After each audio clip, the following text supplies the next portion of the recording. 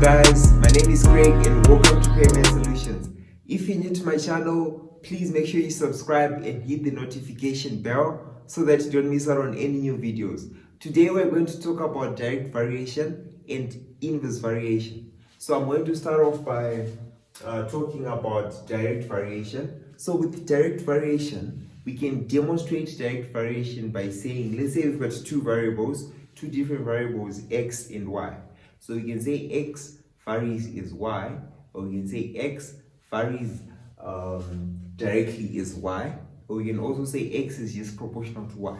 And to show this, we say x then y, like this. So this means that x varies is y, or x varies directly is y, or x is just proportional to y. So this is for direct variation, and this symbol can be substituted by is equal to k then y. So is equal to k can be substituted for this symbol. Now let's look at how we solve number 1 and number 2, which are direct variation questions. So number 1, we've got m varies is d plus 3. So already you can start writing m then d plus 3, like this, which when we substitute by equals to k, we're saying m is equal to k times d plus 3. So this is the opening statement. Then it says that if m is equal to 28, when d is equal to 1, right? So first of all, this information is going to help us to calculate the value of k, right? Such that we'll be having our general equation in terms of m and d only. So we shall now substitute m by 28, then d by 1.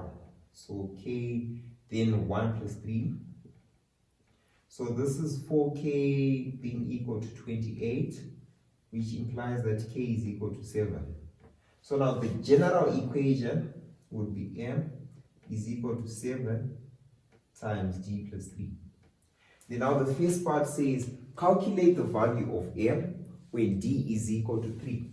So for the first part, m is equal to 7 times d being equal to 3, we shall say 3 plus 3. Then 3 plus 3 we know is 6. 6 times 7 will give us a 42. So 42 would be the value of m when d is equal to 3. Now the second part says find the value of d when m is equal to 49. So we shall say 49 is equal to 7 times d plus 3. Then dividing both sides by 7, right? 7 shall be equal to d plus 3, because this 7 and that 7 will cancel. And then taking 3 to the left hand side, the sign will change to a minus, such that d would be 7 minus 3 to give us a 4. So d is equal to 4. This is the value of d when m is equal to 49. So allow me to raise this such that we can move on to number 2.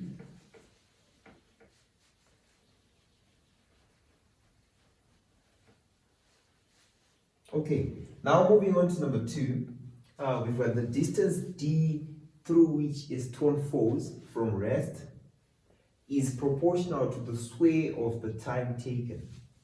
So the opening statement, we're saying d is proportional to the square, so t squared of the time taken, which we can rewrite as d is equal to kt squared. And now we're told that if the stone falls 45 meters in 3 seconds, right? So now this information is going to help us find the value of k. So we shall say when d is equal to 45 and t is equal to 3, so k then 3 squared, then dividing both sides by 3 squared, which is 9, right? We shall say k would be equal to 45 over 9 to give us a 5, such that we've got d is equal to 5t squared is the general equation.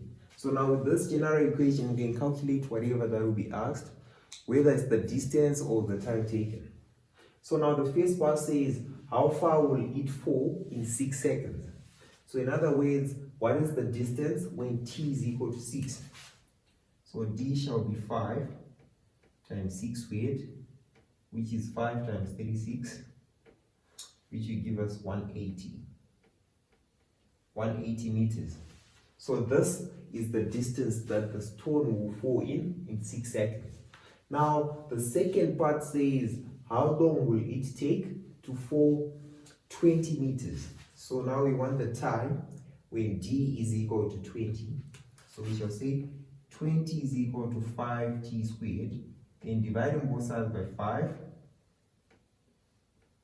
we know that we'll be having 4 is equal to t squared. Then getting rid of the squared, we are going to square both sides such that t is equal to 2. Right. So it takes 2 seconds to fall 20 meters. So this was just a demonstration of how we get to solve questions that talk about the direct variation. Now we shall move on to look at the indirect or inverse variation. So allow me to erase this part.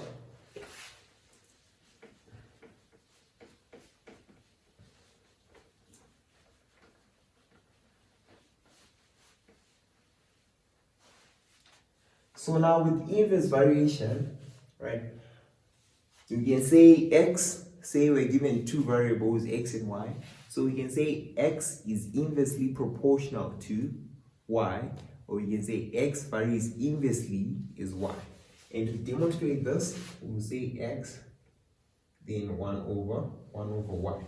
And this sign in the middle as well can be substituted by equals to k.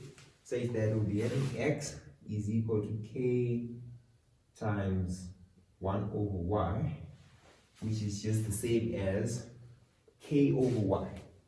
And then the calculations that will follow after this are just the same. We substitute the initial values such that we calculate for the value of k. Then after calculating the value of k, we'll be having the general equation, which we can now use to calculate whatever that will be asked. So now let's look at number 3. Number 3, we are told that p varies inversely as the root of y. So we write p varies inversely as the root of y, which we say p is equal to k over root of y. And now we're told that if p is 1.2 when y is equal to 100.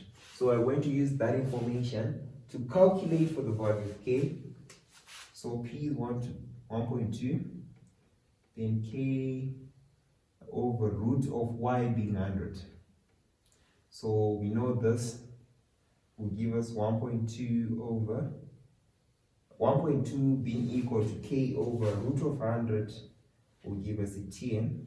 Then multiplying both sides by 10, k would be equal to 12.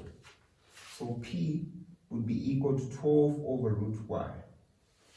And now moving on, we're now asked to find the value of p when y is a value of 4.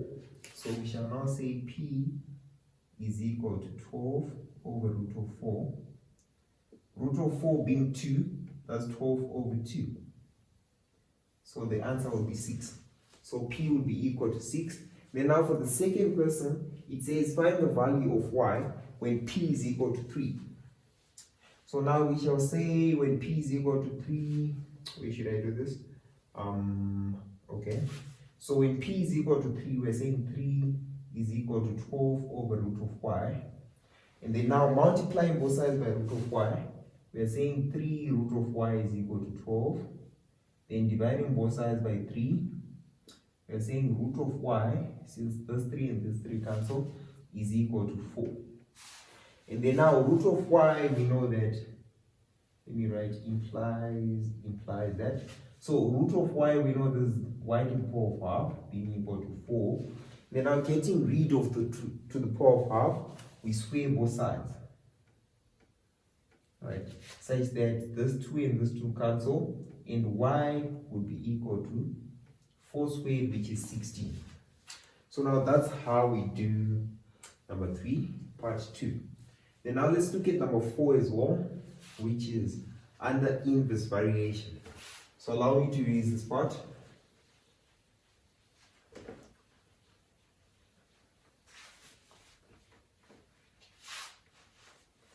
Okay, now with number 4, we're told that the force of attraction F between two magnets varies inversely as the square of the distance between them. So we're saying F varies inversely as the square of the distance between them, 1 over d squared, which implies that F is equal to k over d squared.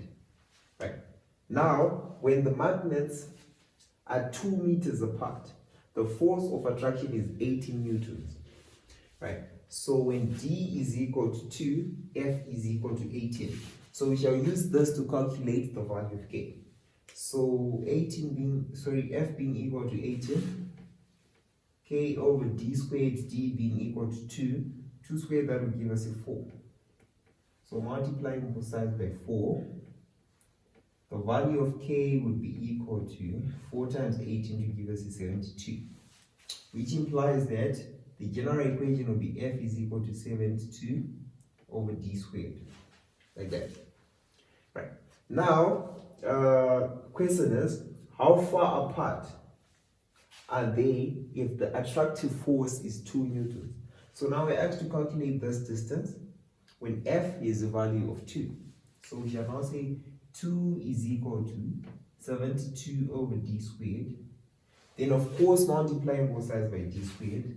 This implies that 2d squared will be equal to 72. And dividing both sides by 2, this implies that d squared is equal to 36.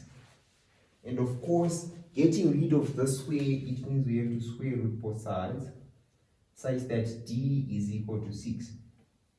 So it means they are 6 meters apart if the attractive force is 2 newtons. Okay, so this was simply looking at direct variation and inverse variation. Please feel free to leave a comment, drop a like, and don't forget to subscribe. Thank you.